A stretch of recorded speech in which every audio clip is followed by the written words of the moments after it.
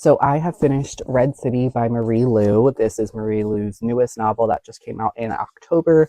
It is an adult fantasy, urban fantasy kind of book that's set in an alternate Los Angeles, and it follows like alchemy magic essentially.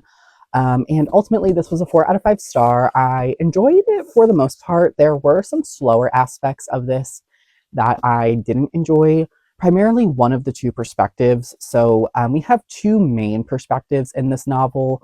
One is our main character, Sam. Another is another main character named Ari. And while I loved Sam's perspective, I thought Sam was the much more interesting character to follow. I wasn't as in love with Ari's chapters in this book, and I found them to be a little bit slower and just not as compelling to read from as Sam's. There also was a few other perspectives sprinkled in very slightly throughout this book, and I absolutely loved those. And the book is in 3 parts. I thought part one was good. I thought part two started to drag a little bit, like the middle 150 to 250 pages. But then part three really kind of ramps the action up, and I was really invested in that.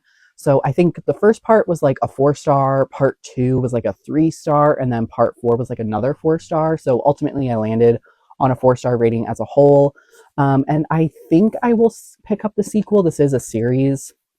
I don't know for sure, though, to be honest. We'll see how I feel when the sequel does come out. But this was a good book. I thought it could have been a standalone. Do I think it needs to be a series?